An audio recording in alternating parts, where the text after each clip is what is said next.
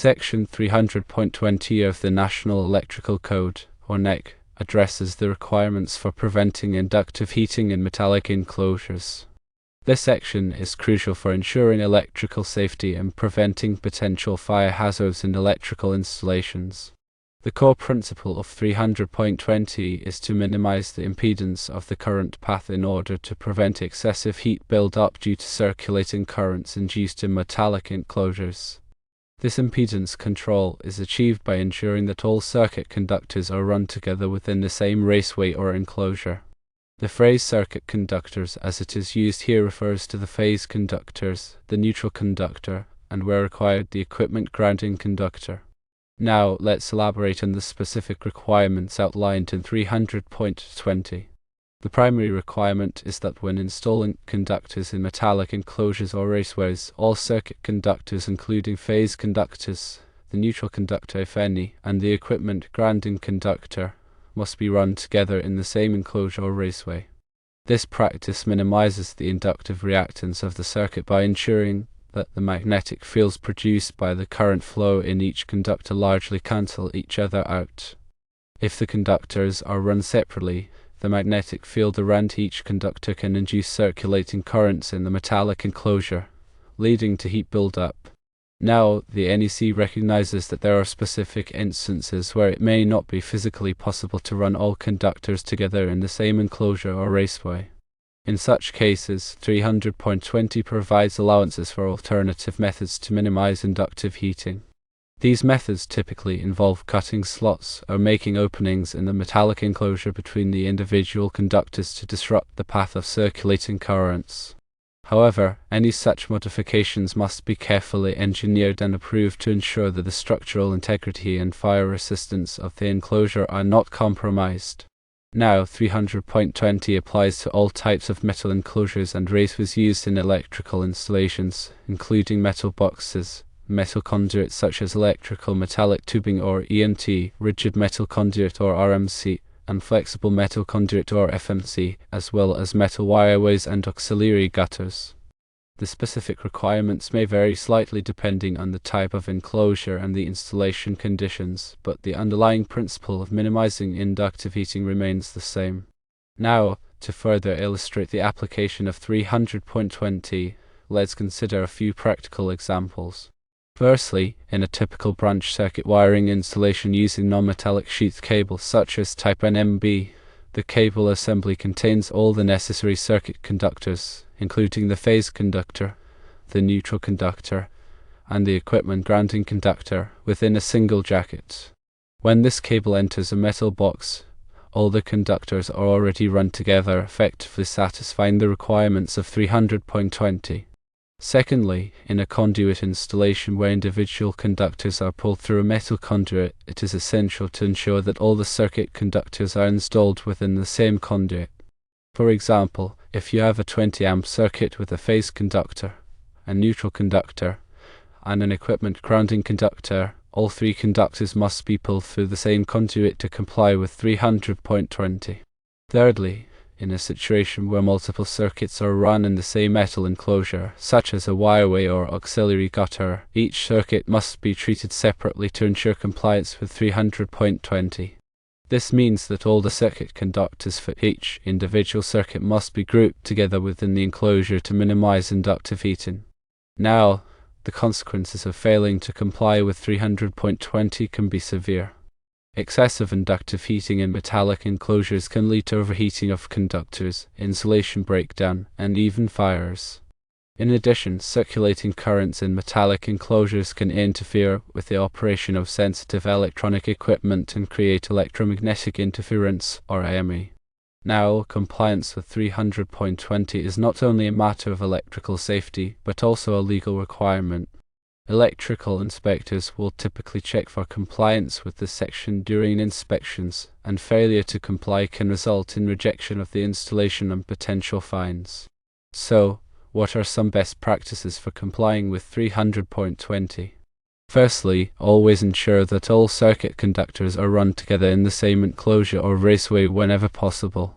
This is the most effective way to minimize inductive heating and ensure compliance with the code.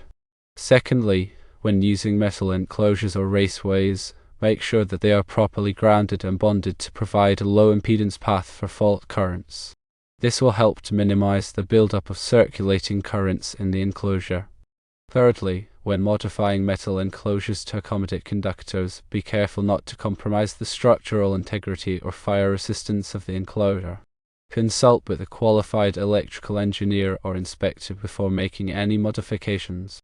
Fourthly, always follow the manufacturer's instructions and recommendations for installing conductors in metal enclosures and raceways. This will help to ensure that the installation is done correctly and safely. Now, let's discuss some specific scenarios where 300.20 is particularly important. Firstly, in high current installations such as service entrances and feeder circuits, the potential for inductive heating is greater due to the larger current flow. In these installations, it is especially important to ensure that all circuit conductors are run together in the same enclosure and that the enclosure is properly grounded and bonded. Secondly, in installations where nonlinear loads are present, such as electronic ballasts for fluorescent lighting and variable frequency drives, the harmonic currents produced by these loads can exacerbate inductive heating in metallic enclosures. In these cases, it may be necessary to use special mitigation techniques, such as using harmonic filters or oversized enclosures to reduce the risk of overheating. Thirdly, in corrosive environments such as industrial plants and wastewater treatment facilities, metal enclosures are more susceptible to corrosion, which can increase the impedance of the current path and contribute to inductive heating.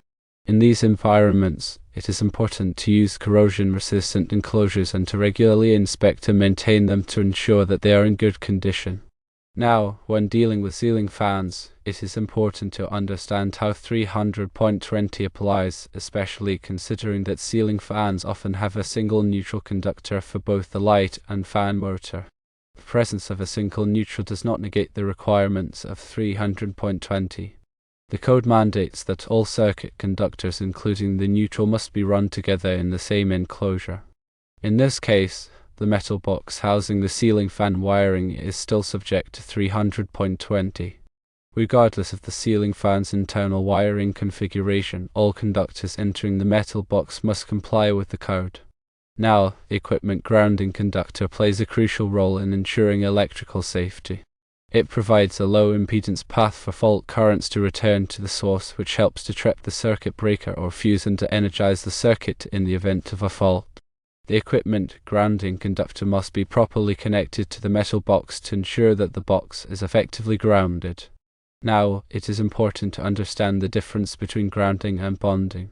Grounding refers to connecting the electrical system to the earth, typically through a grounding electrode system. Bonding refers to connecting all metallic parts of the electrical system together to create a low impedance path for fault currents. Both grounding and bonding are essential for electrical safety and for complying with 300.20. Now, when installing electrical wiring in a house, it is important to follow all applicable codes and standards, including the NEC. The NEC is a comprehensive set of guidelines for electrical installations, and it is designed to protect people and property from electrical hazards. In addition to 300.20, there are many other sections of the NEC that are relevant to residential wiring, such as those covering overcurrent protection, grounding and bonding, and wiring methods. Now, it is always a good idea to consult with a qualified electrician or electrical inspector if you have any questions or concerns about electrical wiring. They can provide you with expert advice and guidance to ensure that your electrical system is safe and compliant with all applicable codes and standards. Now, let's consider a specific example of how 300.20 would apply in a residential setting with a ceiling fan. Suppose you are installing a ceiling fan in a living room, and the wiring is run through metal conduit or metal box in the ceiling. The ceiling fan has a single neutral conductor that serves both the fan motor and the light kit. To comply with 300.20, you must ensure that all the circuit conductors, including the phase conductor for the fan motor, the phase conductor for the light kit, and the single neutral conductor are run together in the same conduit and terminate in the same metal box.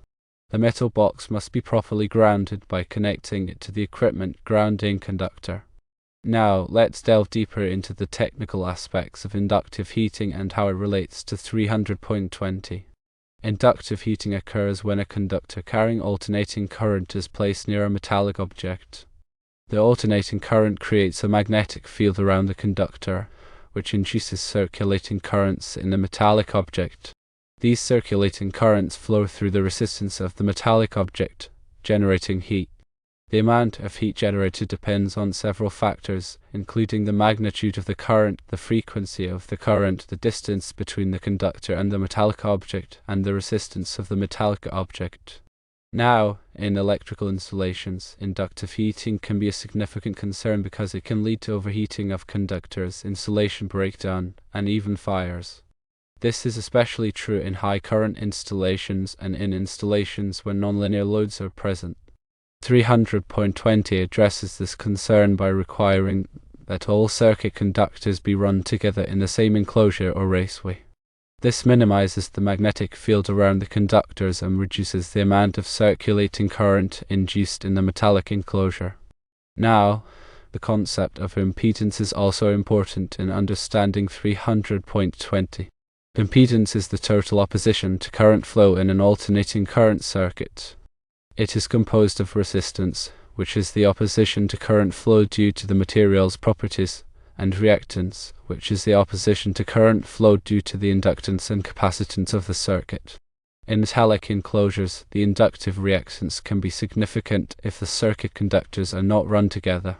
This is because the magnetic field around each conductor can induce a voltage in the enclosure, which opposes the flow of current. By running all circuit conductors together, the inductive reactance is minimized and the impedance of the circuit is reduced. This allows the current to flow more easily and reduces the amount of heat generated in the enclosure. Now, let's consider the role of the equipment grounding conductor in 300.20. The equipment grounding conductor provides a low impedance path for fault currents to return to the source. In the event of a fault, such as a short circuit between a phase conductor and the metal enclosure, the equipment grounding conductor allows a large current to flow back to the source, which trips the circuit breaker or fuse and energizes the circuit. This helps to prevent electrical shock and fire hazards. The equipment grounding conductor must be properly connected to the metal enclosure to ensure that it is effectively grounded. Now, let's discuss the different types of metal enclosures and raceways that are commonly used in electrical installations. These include metal boxes, metal conduits such as electrical metallic tubing or EMT, rigid metal conduit or RMC, and flexible metal conduit or FMC, as well as metal wireways and auxiliary gutters. Each type of enclosure has its own advantages and disadvantages, and the choice of enclosure depends on the specific application and installation conditions. Metal boxes are commonly used for terminating wiring outlets, switches, and light fixtures. They are typically made of steel or aluminum and are available in a variety of sizes and shapes. Metal conduits are used to protect and route electrical wiring. EMT is a thin-walled conduit that is easy to bend and install. RMC is a thick-walled conduit that provides excellent protection against physical damage and corrosion. FMC is a flexible conduit that is used to connect equipment that is subject to movement or vibration. Metal wireways and auxiliary gutters are used to route and protect large numbers of conductors. They are typically used in industrial and commercial applications. Now, when installing conductors in metal enclosures and raceways, it is important to follow all applicable codes and standards, including the NEC and any local codes. You should also follow the manufacturer's instructions and recommendations for the specific enclosure or raceway being used. Now, let's consider some common mistakes that can lead to non-compliance with 300.20. Firstly, failing to run all circuit conductors together in the same enclosure or raceway. This is the most common mistake and can lead to significant inductive heating. Secondly, improperly grounding or bonding the metal enclosure.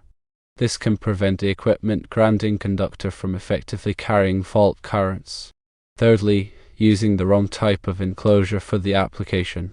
This can lead to premature failure of the enclosure and increase the risk of electrical hazard. Fourthly, damaging the enclosure during installation. This can compromise the structural integrity and fire resistance of the enclosure.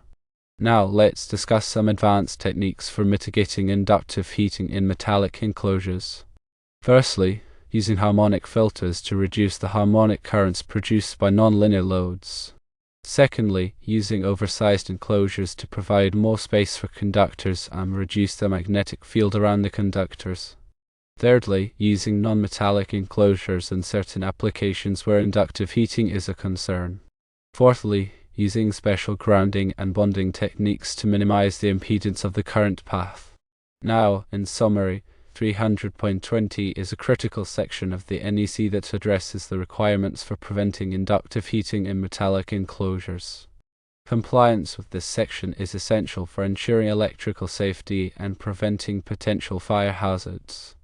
By following the guidelines outlined in 300.20 and by consulting with a qualified electrician or electrical inspector, you can ensure that your electrical system is safe, compliant, and reliable. And remember, the single neutral in a ceiling fan does not exempt the metal box from the requirements of 300.20. All conductors must be run together to comply with the code.